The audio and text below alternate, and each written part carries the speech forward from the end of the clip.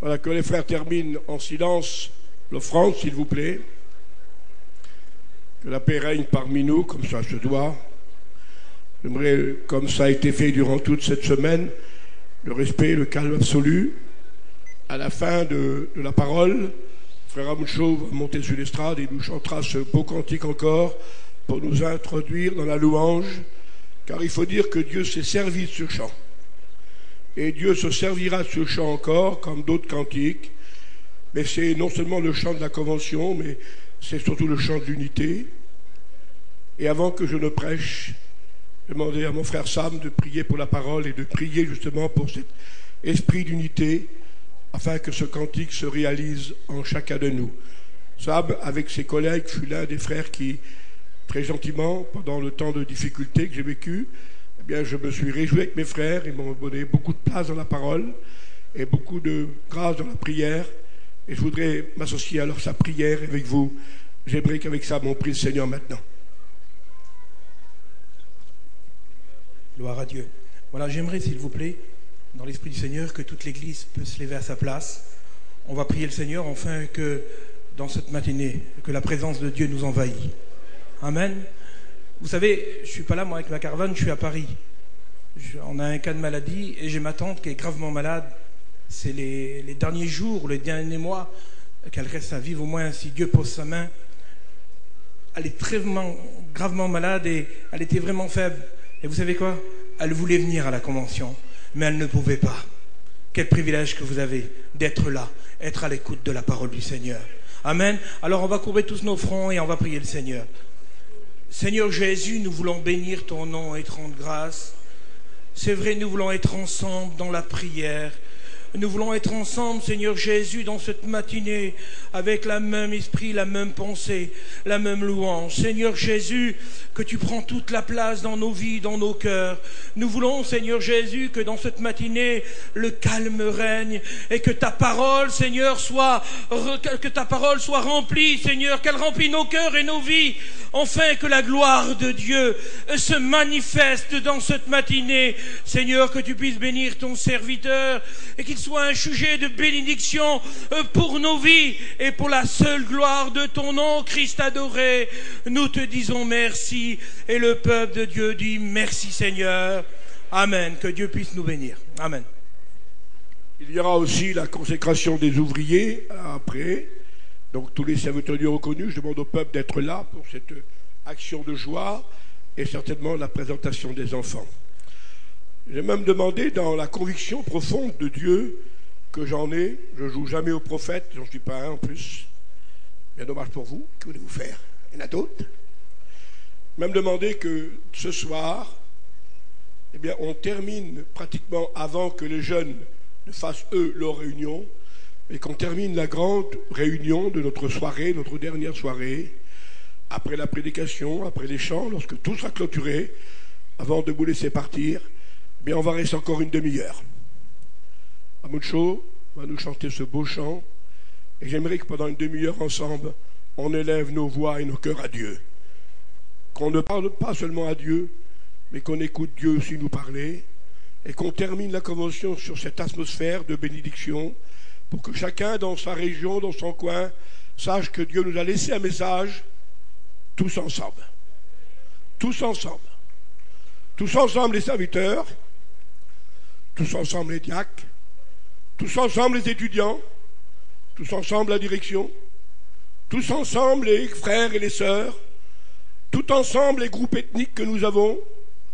Mon frère Baba, membre de notre direction, a dit, et je pense que c'est bien, qu'à la fin, pour prouver cette unité, il va vous faire chanter avec lui un pasteur de chaque groupe ethnique de notre mission. Je pense que c'est une bonne chose. On ne fait pas de comédie, on ne fait pas de mise en scène, on n'est pas en train de faire du tralala. C'est Dieu qui l'a voulu. Et je ne suis pas un compositeur, moi. Mais ce chant m'a tellement marqué que j'ai rajouté cette petite strophe. Non pas que nous, en nous-mêmes, vous comprenez bien qu'on est une petite partie dans l'immensité de l'Église de Jésus-Christ. Dans le ciel, nous serons une petite minorité, mais cette petite minorité aura le bonheur de chanter son Dieu, de louer son Dieu, mélangé à tous les peuples, toutes les langues, toutes les races. Et alors là, l'Église réunie tous ensemble louera le Seigneur. Il y a aussi le peuple tzigane qui, dans tous ces temps, était dispersé. Et il faut bien le dire, c'était vrai. Mais Jésus les a sauvés et maintenant d'un seul cœur, il les a rassemblés. Quel beau miracle de la grâce. Il a rassemblé les Manouches, les Sinti, les voyageurs. Roms et Catalans sont aussi présents. Yéniches et Gitans sont réunis. Ça, c'est la grâce de Dieu qu'il a voulu pour chacun de nous. Excusez-moi pour la voix. Ça aurait été peut-être préférable pour notre éducation, notre instruction, notre bénédiction, que nous puissions avoir plus de temps pour en parler. Et j'essaierai, avec la grâce de mon Dieu, qui me donne la grâce et la sagesse, de faire un petit résumé du temps qui m'est donné. C'est le psaume 50 qui sera l'introduction du verset 1er, le verset 3 et le verset 5. Psaume 50, s'il vous plaît, qui introduira la note. Verset 1er. Dieu, l'Éternel, parle et il convoque la terre. Depuis le soleil levant jusqu'au soleil couchant. Verset 3. Il vient, notre Dieu. Il ne reste pas en silence. Verset 5, c'est lui qui parle. Rassemblez-moi, mes fidèles. Rassemblez, mes fidèles. C'est Dieu qui le dit. Rassemblez, mes fidèles. Ceux qui ont fait alliance avec moi par le sacrifice. Et tous ceux qui ont fait alliance avec Dieu et qui, dans un esprit de fidélité à l'égard du Seigneur, lui qui parle et qui convoque la terre, et qui nous a convoqués à cette convention, qui n'aurait peut-être pas dû avoir lieu, les circonstances n'étaient pas propices, mais Dieu qui dirige toutes choses en a voulu ainsi. Rassemblez-moi, mes fidèles, et vos responsables, vos pasteurs, vos dirigeants ont décidé de nous rassembler. Ceux qui ont fait alliance avec moi, et c'est vous ce matin, c'est moi, ceux qui ont fait alliance par le sacrifice, tous ceux qui sont dans le sacrifice de la grâce, tous ceux qui ont fait alliance et qui bénéficient du sang de la grâce, doivent se rassembler et doivent être fidèles. Et c'est notre position de croyance ce matin, de chrétiens, au nom du Seigneur. Que Dieu en soit béni. Et puis alors, le souverain sacrificateur du temps de Jésus a dit une parole extraordinaire. La Bible dit même qu'il a prophétisé. Écoutez ce que dit l'évangile de Jean, chapitre 11, versets 50 et 52. C'est lui qui parle, le souverain, et qui dit, il est préférable qu'un seul homme meure. Il est question de Jésus. Il est préférable qu'un homme meure afin de réunir en un seul corps les enfants de Dieu dispersés. Il est mort, un seul homme, Jésus au calvaire.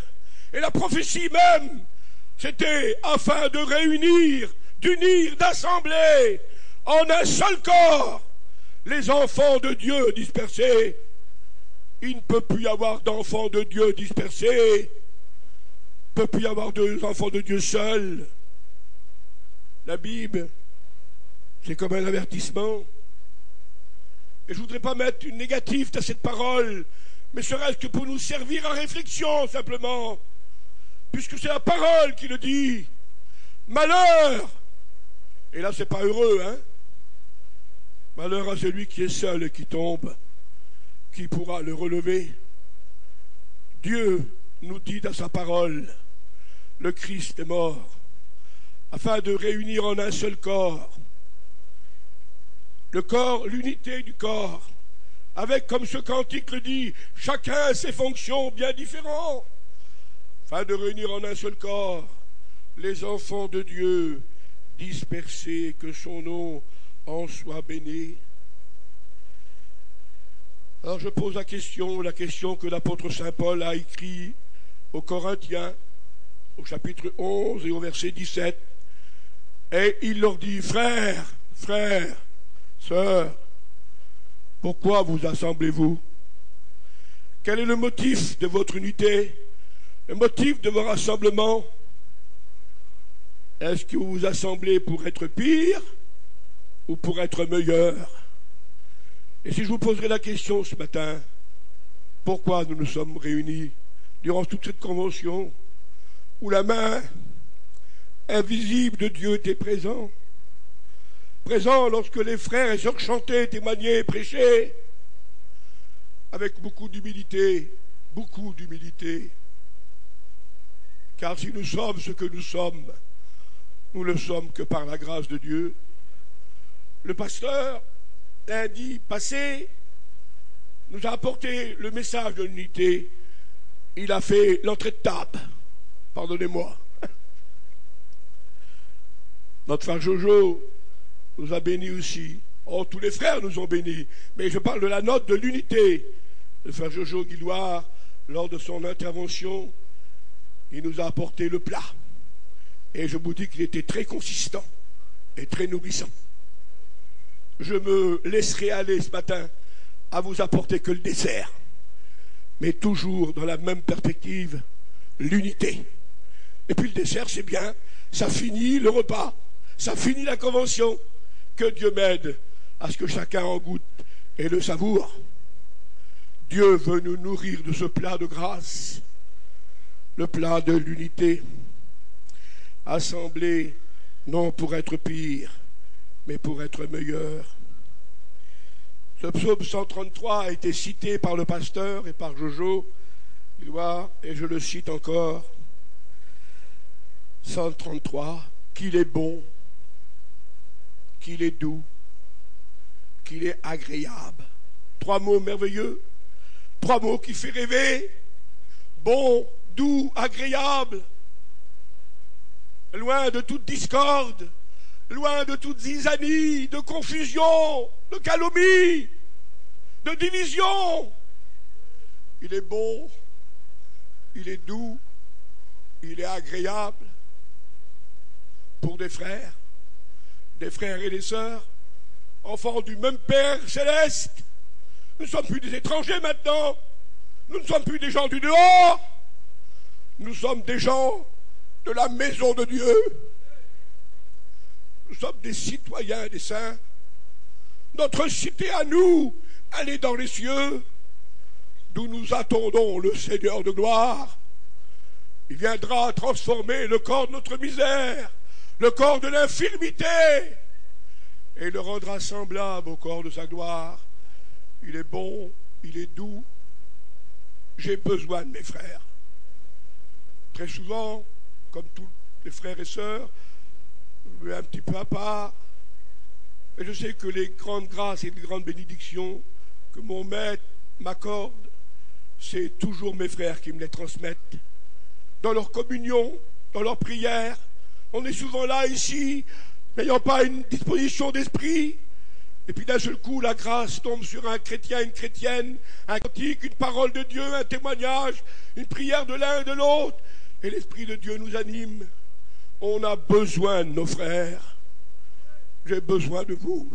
Vous avez besoin de moi. Suis-je, disait Caïn, le gardien de mon frère? Où est ton frère?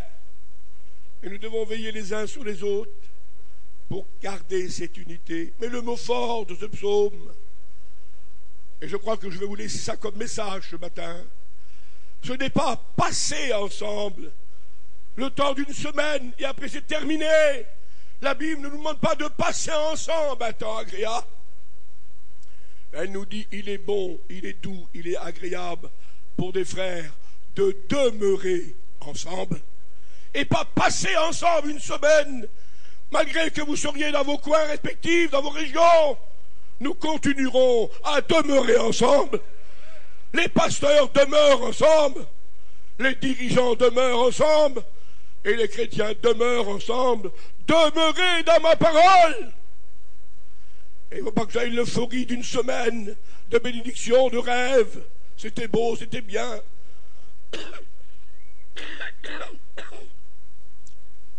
Il faut que ça demeure. Donnez-moi un verre d'eau. Il faut que ça demeure.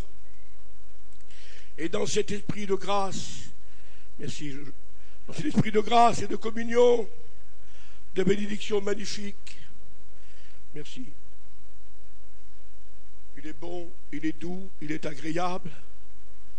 Pour des frères, puis des frères, bien c'est des frères, je ne sais pas à comprendre. Ça veut dire ce que ça veut dire. De demeurer ensemble. Et le texte termine. Et on ne peut pas le changer. Personne ne peut le changer. Espagnol, catalan, rom, yéniche, manouche, sinti, voyageurs, sédentaires, chrétiens parmi nous, personne ne peut changer la façon du texte. C'est là. Et c'est pas autrement. C'est là. Dans cette unité de frères réunis, dans la même communion, en demeurant ensemble, en continuant ensemble, c'est là et pas autrement. Celui qui s'isole ne peut pas faire partie de ce programme. C'est là que Dieu envoie sa bénédiction. Dans cette unité qui continue, qui persévère.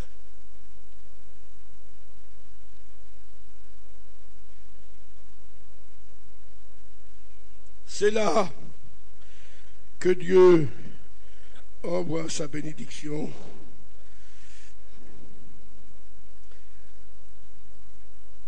Caïn a fait la mauvaise expérience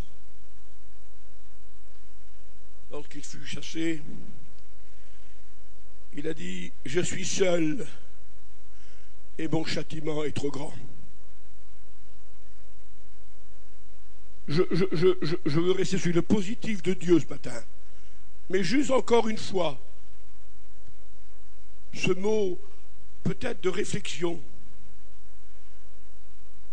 les souffrances de l'enfer, qui vont se multiplier, qui vont s'additionner, et qui vont être toute une circonstance de vérité. Parmi ces circonstances diverses, il va y avoir l'isolement éternel, le rejet, seul, dans sa souffrance, loin de toute lumière, loin de toute paix, loin de toute unité. Un enfant à côté de nous, c'est une vie. Pardonnez-moi. Un chien à côté de nous, c'est déjà rassurant, c'est une vie. Lorsqu'un vit à côté de nous, c'est déjà rassurant. Mais l'éternité de souffrance, il n'y aura plus de vie à côté, il n'y aura que la mort qui régnera.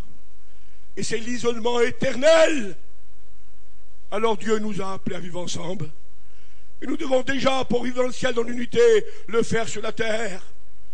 N'essayez pas de vous gonfler, de dire, moi, il faut que nous puissions vivre la paix entre nous, pour vivre l'éternité de paix dans la gloire. C'est la volonté de Dieu pour vous et pour moi ce matin. Que le nom du Seigneur en soit béni. Merci Jésus. Alors je vais essayer de vous dire ce que je peux, à la grâce du Seigneur. C'est le prophète qui a dit, et c'est important, vous réchappez d'Israël, rescapés d'Israël, qui avez connu souffrance et soucis, puisque vous êtes maintenant délivrés, alors venez à ma présence et rassemblez-vous.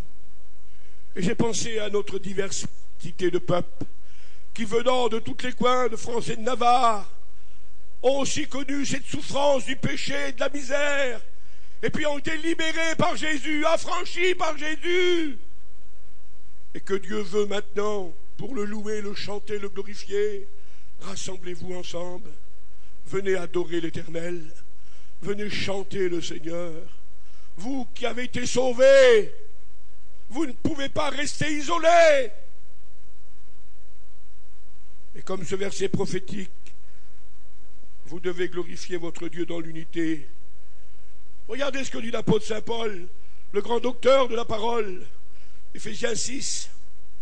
Et c'est vrai pour moi, et j'en glorifie mon Dieu. Et c'est vrai pour tous les croyants. Il nous a ressuscités ensemble. C'est ensemble que la grâce nous a été donnée, les uns derrière les autres. Les uns, ça fait 50 ans, d'autres, ça fait que 3 jours. Quelqu'un sera ce soir. Mais dans la perspective de la grâce, L'église de Jésus-Christ, le corps de Christ, est déjà programmé comme étant ressuscité ensemble. Il nous a ressuscités ensemble. Et ensemble, il nous a fait asseoir dans les lieux célestes en Jésus-Christ. Nous sommes déjà par espérance en train de trôner auprès du Seigneur. Et cela se fait ensemble. L'unité. Nous avons été sauvés ensemble. Nous sommes ressuscités en nouveauté de vie. Ensemble, la résurrection spirituelle, la nouvelle naissance. C'est ensemble que Dieu la donne à tous ses enfants. Merci Seigneur. En ce jour, dit le Seigneur, Juda et Israël, qui pendant plein d'années ont fait la guerre, ont été des frères ennemis, C'était le même peuple, issu de Jacob, enfant du même père. Mais séparation, schisme, à cause de l'orgueil, de la gloire, de l'autorité. Et ils ont fait que se combattre pendant tous les siècles. Et la prophétie déclare, le jour viendra, dit le Seigneur, où Juda et Israël, ensemble viendront marcher devant moi. Ils pleureront devant Dieu et ensemble, ils chercheront l'Éternel. Les ennemis d'hier deviennent des frères unis aujourd'hui. Et c'est ce que Dieu a fait. C'est ce que Dieu a fait pour nous tous. Que le Seigneur permette que nous comprenions cela. On pourrait s'arrêter, réfléchir, examiner les mots. Plein de frères et sœurs pourraient témoigner ici, nous en avons entendu. Dieu unit les hommes, unit les femmes. Même si ce n'était pas prévisible, c'était presque impossible. Pas facile à unir les ennemis qui sont combattus pendant des ans. Eh bien, Dieu est capable de faire le miracle que lui seul sait faire. Que son nom en soit béni. Merci Seigneur. Faites éclater votre joie. Exaltez l'Éternel. Car l'Éternel vous console. Il vous a racheté. Alors, unissez-vous en ma présence. Voilà un texte prophétique. Il vous a racheté. Il vous console.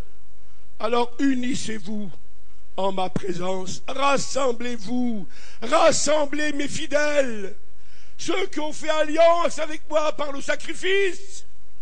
Il est préférable que le Christ meure pour que Dieu réunisse les enfants de Dieu dispersés. C'est ça la parole du Seigneur. Et alors le miracle ici est formidable. C'est le texte qui vous fait grâce, mais vous les connaissez, les textes de la Bible. Le veau qui vaut d'une étable, c'est beau. Et puis le petit lion, le lionceau. Ah, c'est différent quand même. C'est beau, mais c'est deux natures différentes. Un lion et un veau, ça ne va pas ensemble. Eh bien, le miracle se fait. Et là, je parle des jeunes. Parce qu'un veau et un petit lionceau, c'est des jeunes. Vous avez vu l'unité de nos jeunes, là? Magnifique, ça, hein? Eh bien, Dieu réunit aussi les jeunes de tous les groupes de notre mission. Mais le texte va plus loin. Le texte dit ceci. Non seulement le veau, le lionceau, mais le loup. Oh là là! Ah, celui-là, il est rusé, hein? C'est un vieux, déjà, hein? Le loup et l'agneau, brebis. Ça, c'est des adultes.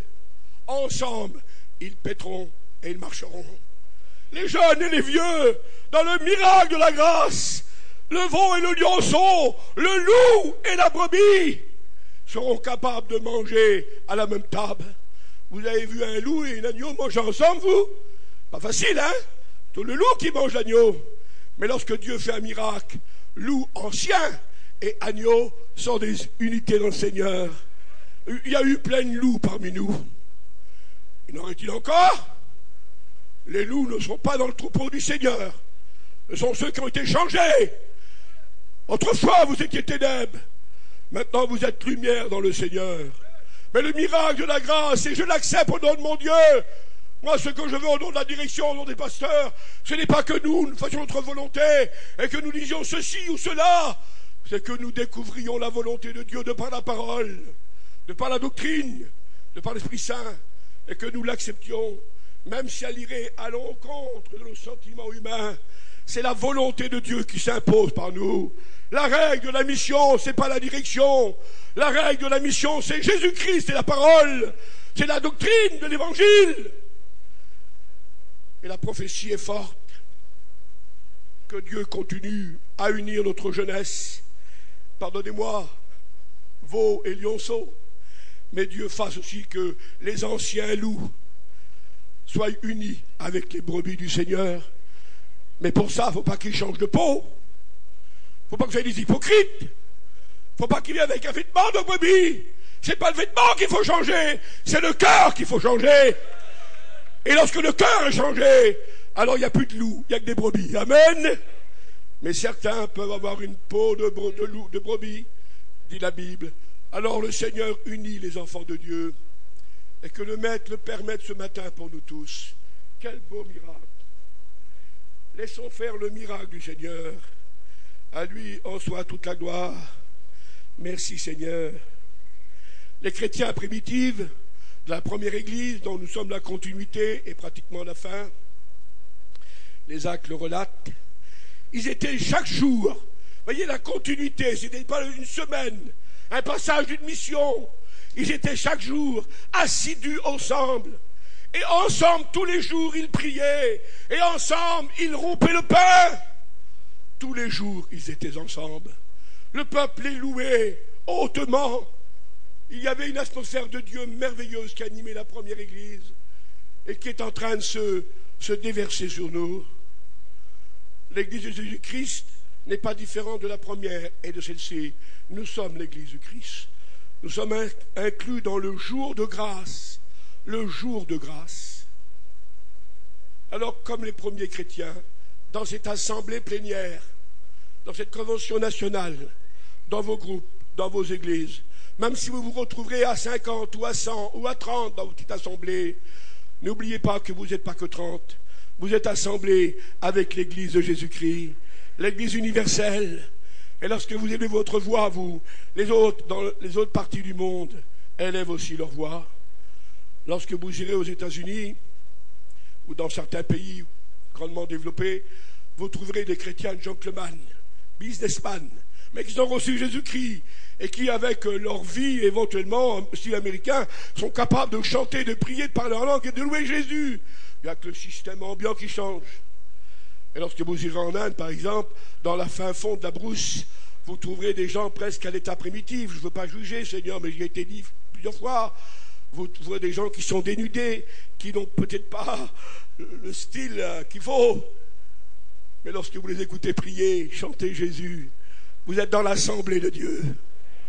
Alors ce n'est pas le vêtement qui compte, ce n'est pas le nom qui compte. Tant, merci pour votre nom, et qu'il vous soit une honneur de famille. Ce qui compte, c'est pas ce que vous étiez autrefois, c'est ce que Dieu a fait en vous maintenant. Et qui vous a permis cette unité, qui nous a permis cette unité. Réjouissons-nous en Dieu, que son nom en soit béni et en soit glorifié. Merci Seigneur. Merci Seigneur. Et puis le Seigneur fait une petite remarque. C'est le Seigneur qui parle prophétiquement. Je vous cite le verset parce qu'il mérite d'être lu au psaume 55, 15. Et qui fait un petit rappel. Et c'est Jésus là prophétiquement qui parle. Et puis derrière ça, il y a le peuple, mais surtout il y a là.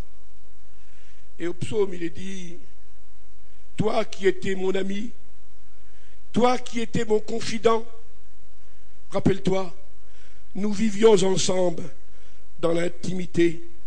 Nous allions ensemble dans la maison de Dieu. Et maintenant, tu as levé le talon contre moi.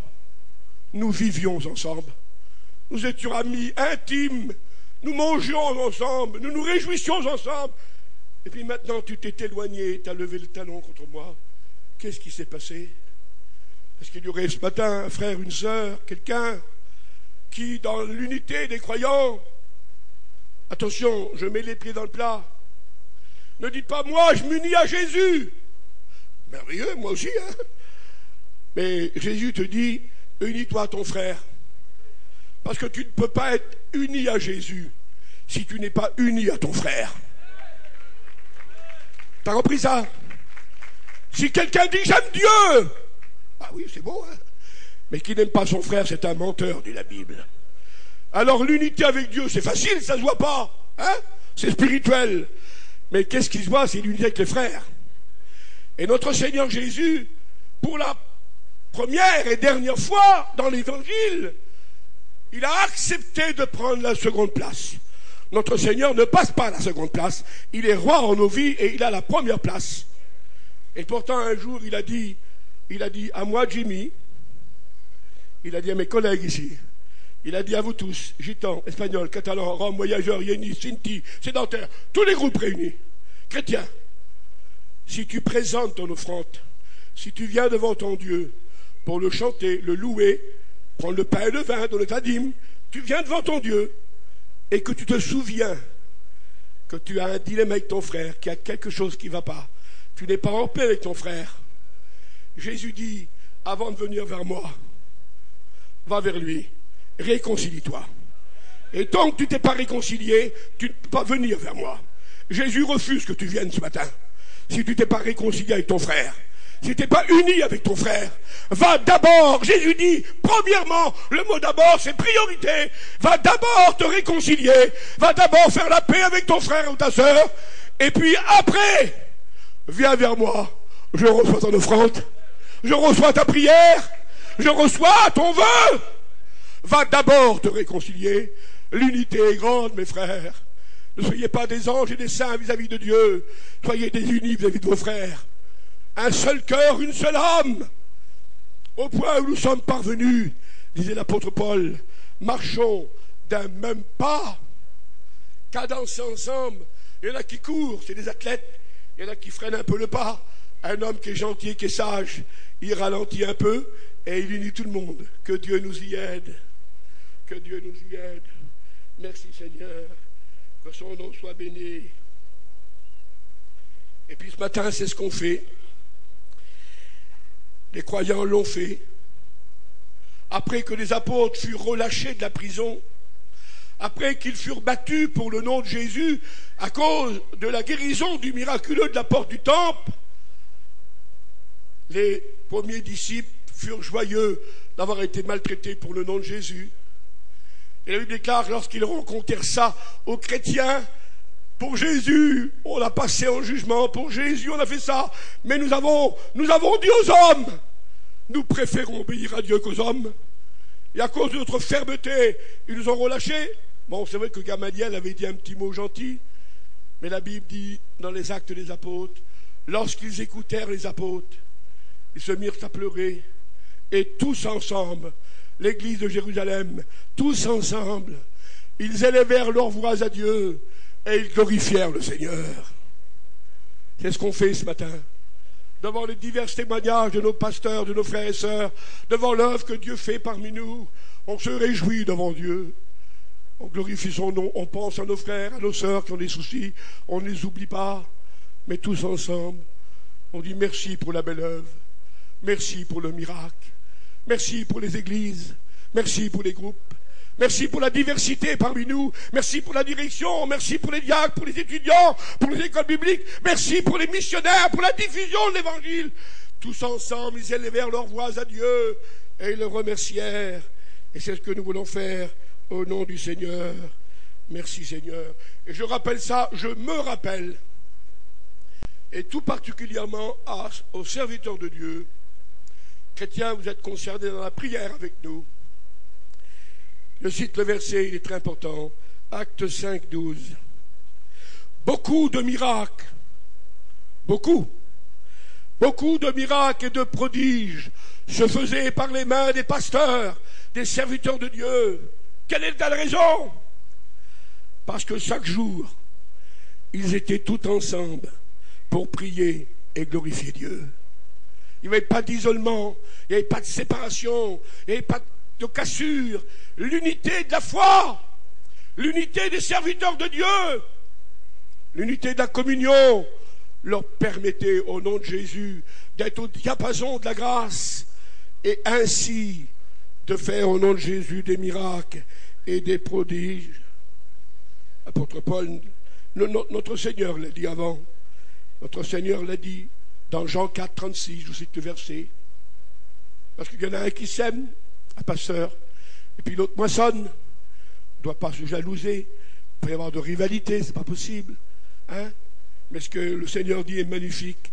Il est dit, le semeur et le moissonneur Discute pas ensemble. T'as pris mon travail, qu'est-ce que t'as fait? Pas tellement évangélique ça, hein?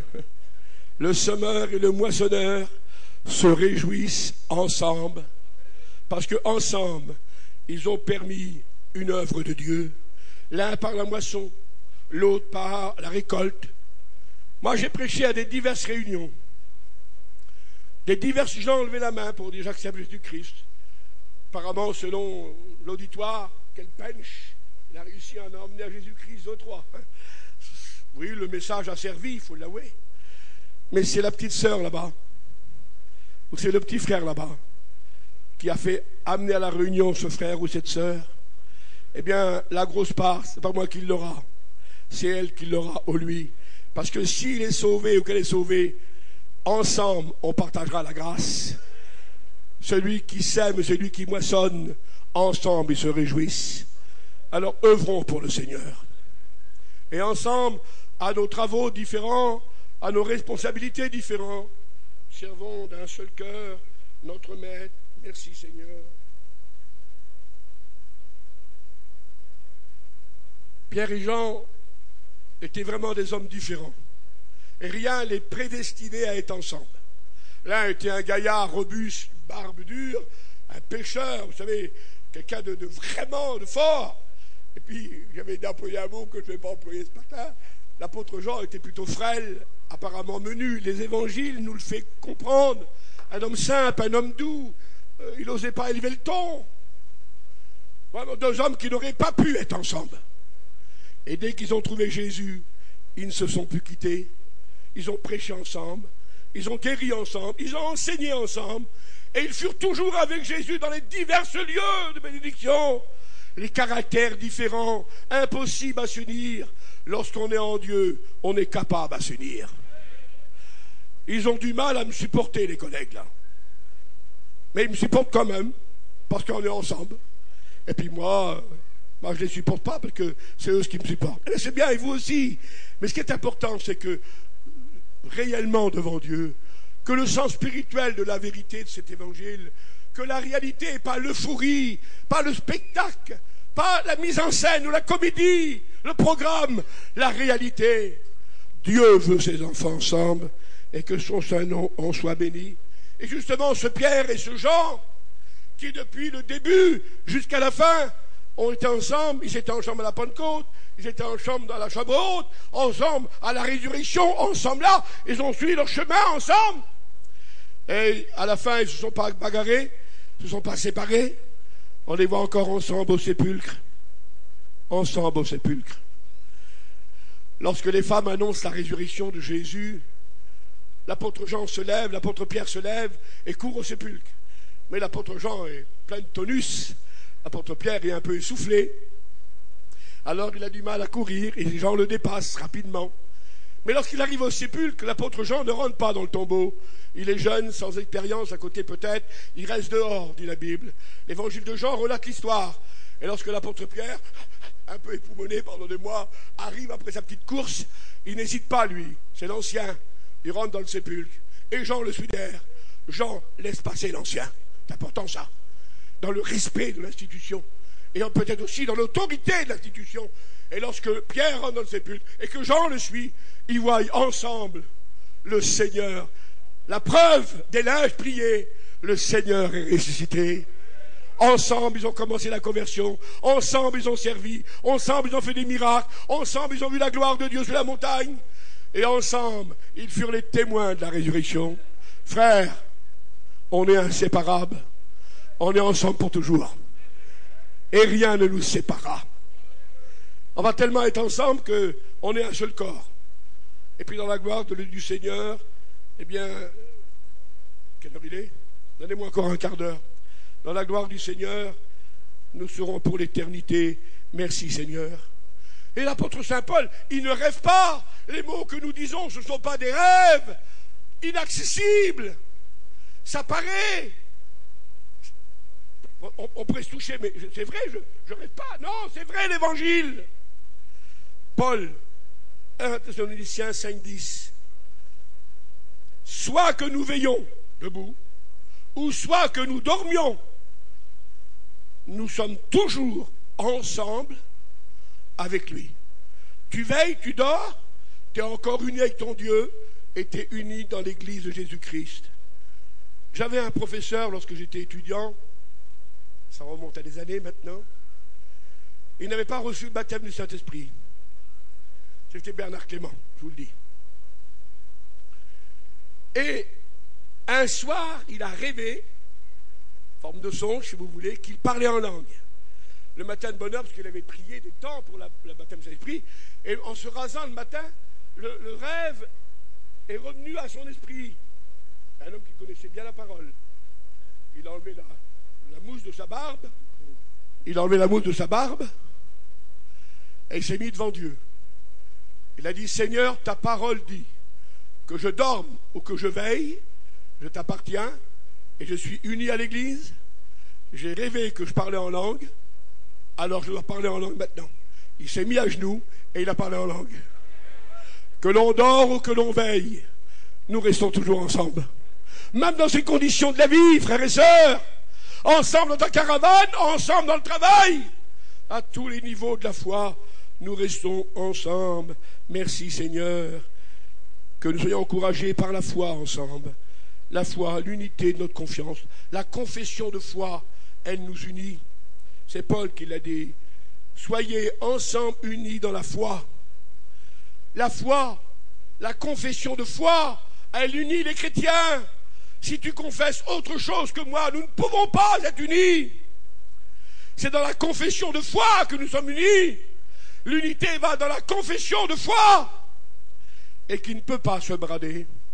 Unis dans la foi, unis maintenant dans l'obéissance.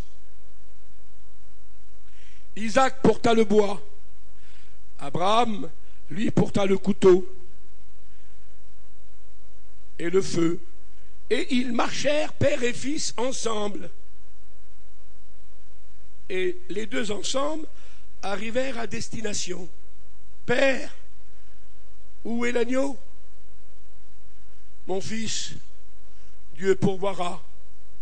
Ils ont fait 3 jours de chemin ensemble. Abraham savait tout. Et il a obéi. Marché avec son fils pour l'amener au sacrifice, pour l'amener à la mort. Ça ne devait pas être facile pour cet homme de Dieu. Mon fils, Dieu pourvoira. Où est l'agneau? Il a fallu attendre 3500 ans plus tard pour que Jean-Baptiste, voyant venir à lui le Seigneur, déclare, voici l'agneau de Dieu. Il ôte le péché du monde. Cet agneau nous unit, mes frères. C'est dans son sang qu'on est unis. On n'est pas unis dans un autre caractère que dans le caractère de l'agneau. On a aussi les capacités, caractères spirituels du lion, de l'autorité, de la force pour Dieu. On a aussi les caractéristiques du bœuf, du serviteur, si vous voulez. Notre Seigneur a eu toutes ces caractéristiques. Mais ce qui unit le chrétien, c'est cette obéissance jusqu'au bout, prêt au sacrifice. Et Abraham, dans son obéissance totale, a marché ensemble. C'est pas important que l'unité, je suis obligé, j'en ai trop noté, puis le temps je vois qui passe, il faut que je sélectionne.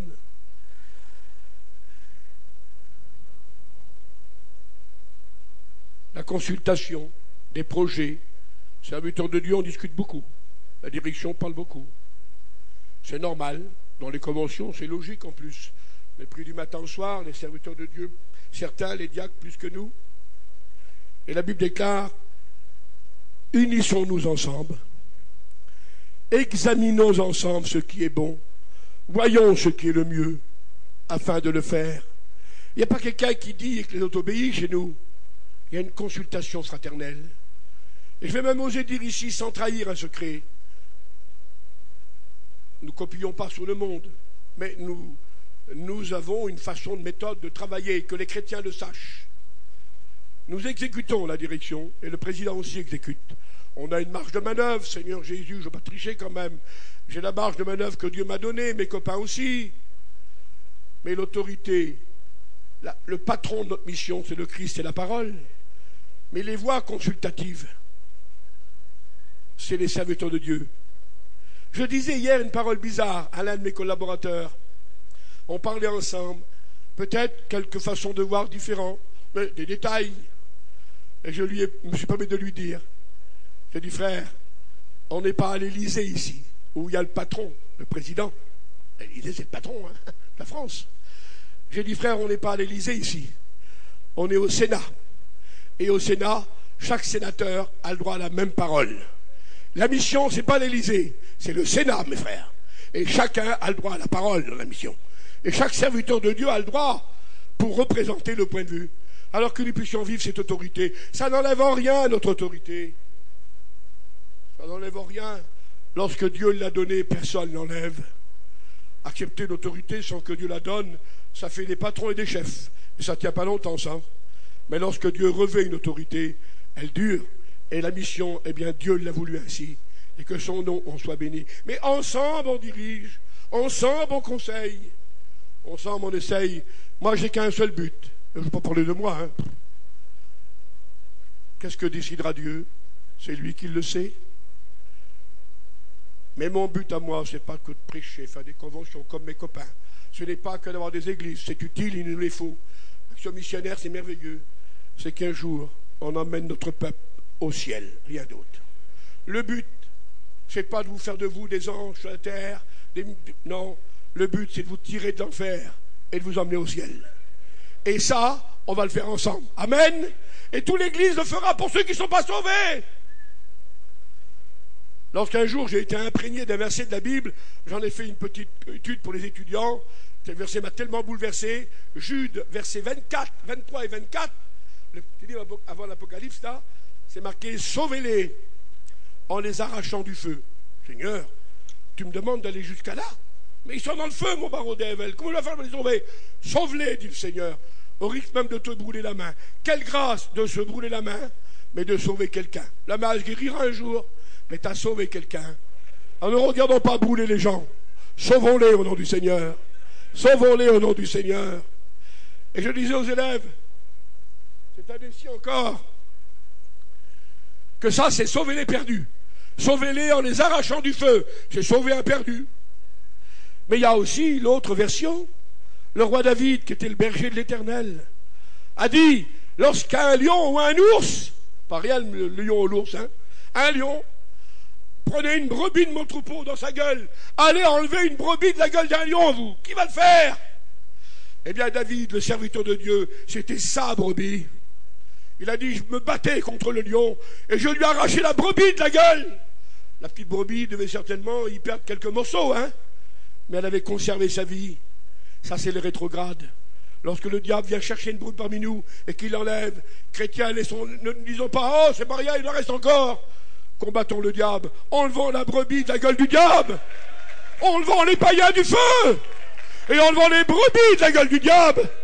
C'est l'ordre que Dieu m'a donné, c'est l'ordre que Dieu vous a donné. Il nous faut tout le courage et toute la force de Dieu. Un pasteur n'est pas qu'un prêcheur, n'est pas qu'un titre, est un homme qui donne sa vie pour Jésus-Christ.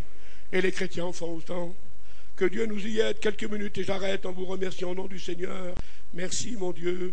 À lui en soit toute la gloire. Et puis là, il y a un acte de gentillesse, un acte de charité magnifique. Israël était parti au combat.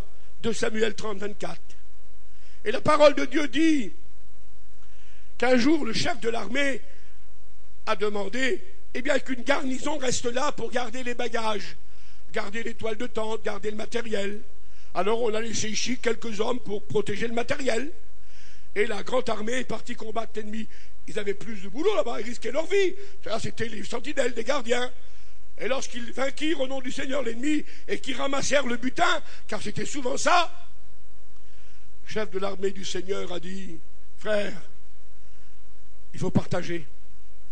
Vous qui avez combattu et vous qui avez gardé les bagages, vous aurez la même part. Quelle gentillesse, quelle largesse d'esprit. On aurait pu dire, ah non, lui il n'a rien fait, hein, il s'est assis, moi j'ai donné ma vie là-bas. Eh bien Dieu dit non, c'est Dieu qui parle. Il y aura la même part pour ceux qui étaient sur le champ de bataille, comme pour ceux qui ont gardé les bagages. Il est bon notre Dieu, la même part vous sera donnée. Alors il est plus que bon. Parce que nous, alors sans bouger, attention, hein, nous, et les vieux avant nous, et les autres vieux avant nous. Rappelez-vous les vieux parmi nous qui depuis 50 ans sont dans le travail de Dieu, dans la foi de l'Évangile. On a travaillé avant la plupart des jeunes ici, là. Ce n'est pas de la peine, c'est de la joie d'avoir livré sa vie pour Jésus. Le maître, en nous engageant, nous a promis le denier. Et puis les derniers sont venus, là, toute la petite jeunesse, là, qui maintenant prennent des postes de notre mission, dirigent nos églises, nos groupes. Les jeunes sont là depuis quelques ans à peine. Le maître va leur donner le denier. Moi, je veux dire, Seigneur, ça fait 3 mois, ça fait 6 mois qu'il est là, le petit, là. Moi, ça fait 50 ans que je suis sur la route. Avec mes copains, j'aurai certainement plus qu'un denier, moi. Le maître a dit non. Avec toi, j'ai compris un denier. Lui qui est venu le dernier, il aura 100 deniers. Alors, je voudrais vous dire, mes frères et sœurs, qu'en ce qui concerne le salut, il y a 50 ans que tu es chrétien, il y a 60 ans que tu es chrétien, tu te convertis ce soir, tu auras ton denier de salut, il n'y a pas de problème. La seule chose qui changera, c'est la récompense. Et la récompense, ce n'est pas les longueurs de la foi, c'est la fidélité de la foi, l'engagement de la foi. Mais ça, c'est Dieu qui décidera.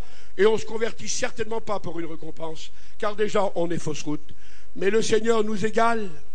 Les derniers, les premiers, nous aurons avec Dieu l'équité de l'égalité.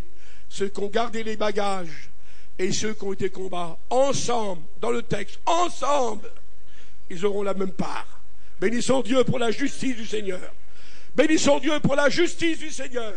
Et que son saint nom en soit béni, à lui en soit toute la gloire.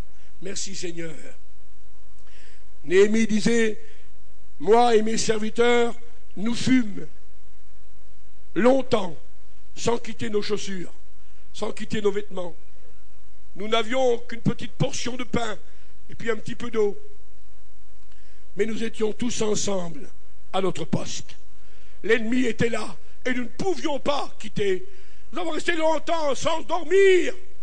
Mais chacun à son poste, chacun à sa place, mais tous ensemble. Nous avons gardé le travail que Dieu nous a confié pour ne pas que l'ennemi vienne renverser l'ouvrage de Dieu. Tous ensemble, nous étions chacun à notre poste. Dieu a donné des fonctions bien différentes, comme ce cantique le dit. Et ce cantique qui m'a inspiré cette petite note très simple. Merci Seigneur, merci Seigneur. Je vais terminer par un petit avertissement. Ils étaient unis comme les doigts de la main. Il n'y avait pas plus proche. Il n'y a pas plus proche que le fils de son frère. Mon neveu, rendez-vous compte. Mon neveu, c'est mon fils, c'est votre fils, votre neveu, le fils de votre frère. Hein? Il remplace votre fils, c'est pareil, quoi. Moi, je veux que mes enfants, que leurs neveux soient leur fils, c'est pareil. Et vice-versa. Abraham et Lot, inséparables. Il a même été retardé à cause de lui, Abraham. Inséparables. Et rien devait les séparer. D'ailleurs, il a dit à Abraham, nous sommes frères. Je suis plus ton oncle, je suis ton frère. Nous sommes frères. Mais qu'est-ce qui les a séparés? Des hommes qui étaient unis comme ça. Eh bien, les troupeaux, l'intérêt.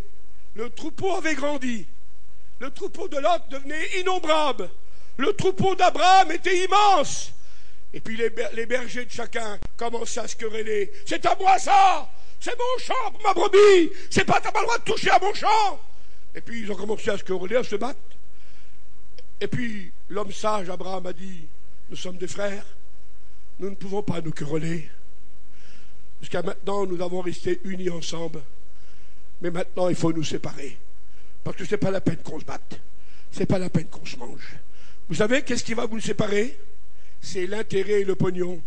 Celui qui cherche son avantage, celui qui cherche une possession, il ne va certainement pas s'unir avec les autres. Il va chercher sa possession. Et les deux hommes qui étaient unis se sont séparés à cause de l'intérêt des troupeaux qui, derrière tout ça, et les finances. Attention à ce danger, attention. C'est tellement important. Leur richesse était tellement considérable qu'ils durent se séparer. C'est marqué dans la Bible. Que Dieu nous préserve de cela. Que Dieu nous préserve. Et puis alors, il y a cette note de Jésus. Et je la donne comme un avertissement pour terminer. J'ai 2 mots à vous dire et j'arrête. Mais alors, elle a un avertissement énorme. Un jour, les serviteurs de Dieu se sont levés le matin de bonne heure. Ils ont regardé le chant du Seigneur. Et puis, ils ont dit, mais qu'est-ce qui se passe? Livré! Il y a de livré! La mauvaise graine, le mauvais grain. Alors, ils ont dit, le maître. Ils ont dit, maître, t'as semé du bon grain, toi. C'est nous qu'on l'a semé pour toi. Pourquoi il y a de livré? Et le maître a dit, c'est un ennemi. Dans la nuit, il a semé livré dans le champ. Les serviteurs de Dieu ont dit, eh bien, Seigneur, on va l'arracher. Et dans sa sagesse, le maître a dit non. Non, non, c'est pas à vous de séparer. Parce que vous ferez trop de danger si vous séparez vous. Parce que le livret et le blé, à une certaine hauteur, ils se ressemblent tellement qu'on ne sait pas le différencier. Le maître a dit, laissez croître ensemble. C'est curieux ça. Mais moi, à la moisson, je vais séparer. Je vais enlever le livret, je lâcherai au feu, et le bon grain, je la mettrai dans le grenier. Seigneur Jésus, Seigneur Jésus, Seigneur Jésus, si je dis quelque chose qui correspond, je te demande pardon. L'ivraie veut toujours venir dans nos champs. L'ennemi veut toujours semer l'ivraie parmi nous. Ce n'est pas à moi d'enlever, ni aux serviteurs. Ah, nous vérifions au niveau structure spirituelle, biblique, sainteté, doctrine. Nous sommes toujours en train de regarder, non pas comme des inspecteurs, comme des patrons, mais comme des conseillers bibliques. Mais c'est le Seigneur qui fera le tri. Je vais vous offusquer. Vous êtes là ce matin. Oui, vous êtes là. Mais est-ce que vous êtes avec nous? Faites-vous partie du troupeau de Dieu? Est-ce que vous êtes ensemble, unis à l'église de Jésus-Christ? Il ne faut pas seulement être assis. Il faut être unis, un seul cœur et une seule âme. Ça, c'est être ensemble. Parce que le jour viendra où le tri se fera et que le Seigneur nous permette de le comprendre. Seigneur Jésus, que Dieu nous y aide. Très important. Ensemble, l'action de Dieu s'est faite. 10 jours de prière, parce que Jésus l'avait dit, et d'un seul coup, ils étaient réunis tous ensemble dans la chambre haute. Encore l'expression, il y avait les sœurs, il y avait les frères, et les autorités de serviteurs de Dieu qui étaient là. Et d'un coup, lorsqu'ils étaient unis ensemble, comme un seul cœur, qu'une seule âme, c'est là que l'action de l'Esprit s'est réalisée, la prophétie s'est réalisée. Et je voudrais vous dire au nom de Jésus, comme un mot de Dieu tout particulier ce matin, aucune grâce, aucune prophétie ne s'accomplira dans la discorde, dans la zizanie, dans la division, dans les querelles. C'est dans l'unité que les prophéties et les grâces s'accomplissent pour l'Église de Jésus-Christ. Ils étaient tous ensemble et d'un seul coup le Saint-Esprit est venu et les a tous remplis. Personne n'a été oublié. Il y avait 120 personnes, il y a eu 120 flammes de feu, langues de feu sur la tête de chacun. Alors que sur chacun, chacune ce matin, ensemble unis, que Dieu nous unisse et que le Saint-Esprit le permette. Et le mot de la fin, ce sont ces deux mots, et je prie le Seigneur avec vous. Je laisse la place à mes collègues, on va prier le Seigneur.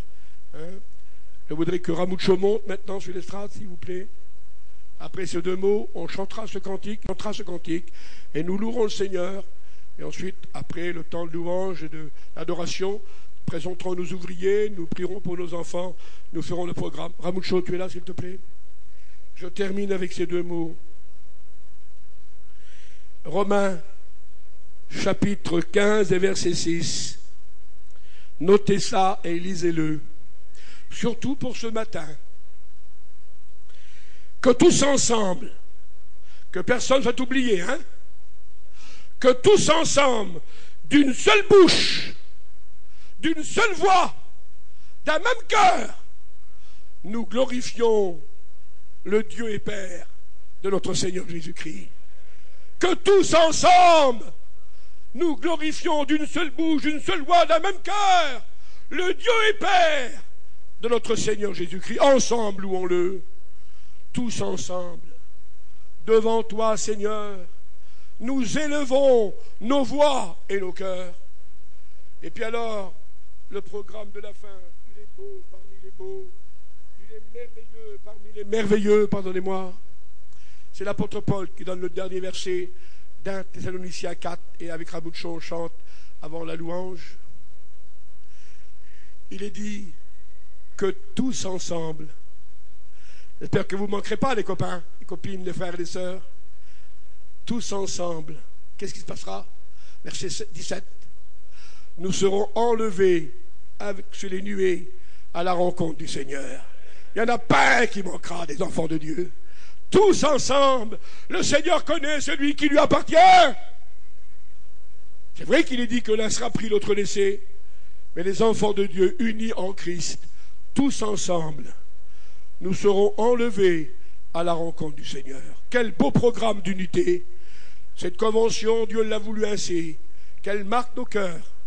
Parce que malgré les divers messages que nous avons donnés, que nos frères ont donnés, le mot d'ordre pour ma vie, pour votre vie, vos églises, vos groupes, la convention, le peuple différent, c'est ce que Ramoucho nous chantera maintenant. Et après, chacun apporte sa louange au Seigneur. Que Dieu vous bénisse.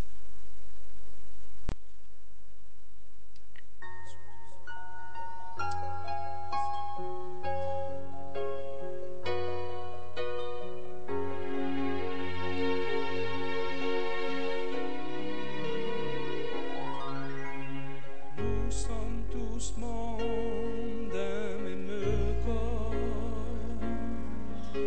chacun avec des talents tous différents, mais aucun de nous n'est assez fort pour ne jamais avoir besoin de son prochain. C'est ensemble que Dieu nous a voulu pour le servir et accomplir son plan. Gens de toute race et de toute tribu, nous formons un seul corps, nous ses enfants. Tous ensemble, nous serons toujours plus forts, tous ensemble, unis dans un même effort, tous ensemble, bien que différents, tous ensemble, nous serons gagnants, tous ensemble. C'est ainsi que Dieu nous veut, tous ensemble.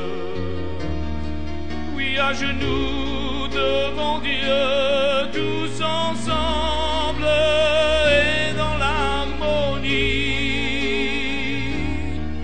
tous ensemble, la Bible le dit.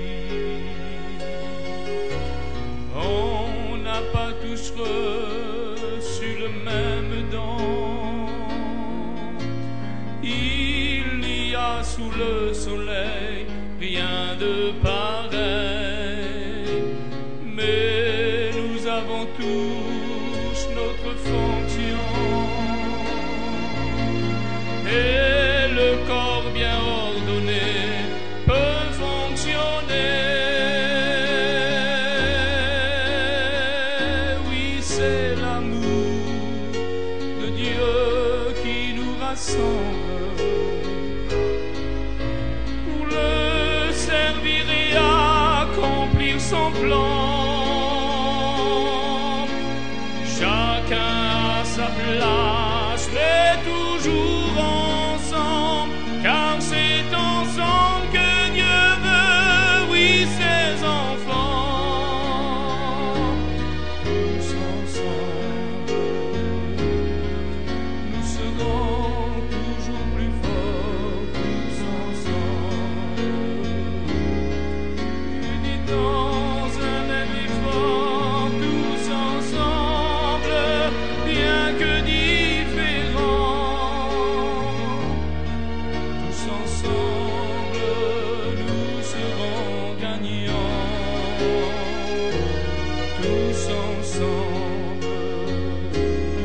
C'est ainsi que Dieu nous veut, tous ensemble. À genoux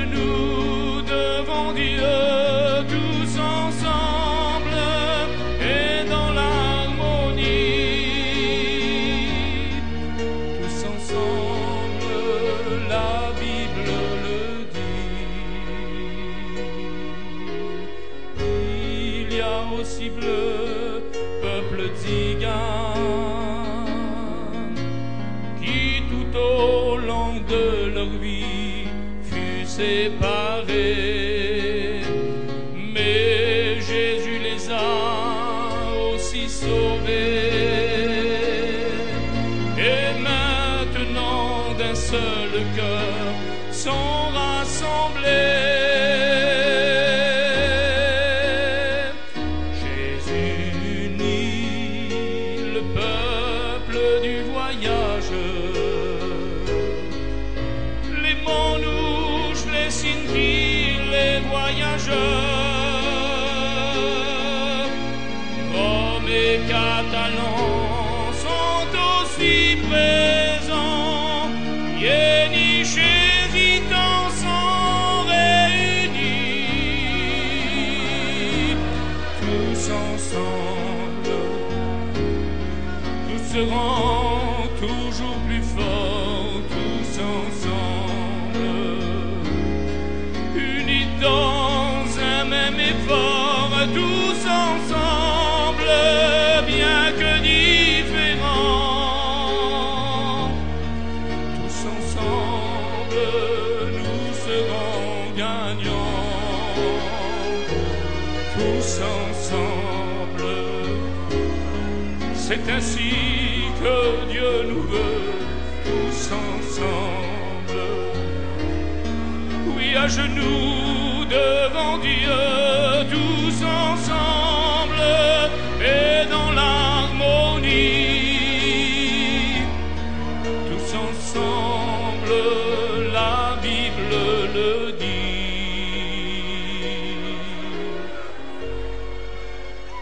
Gloire au Seigneur, alléluia.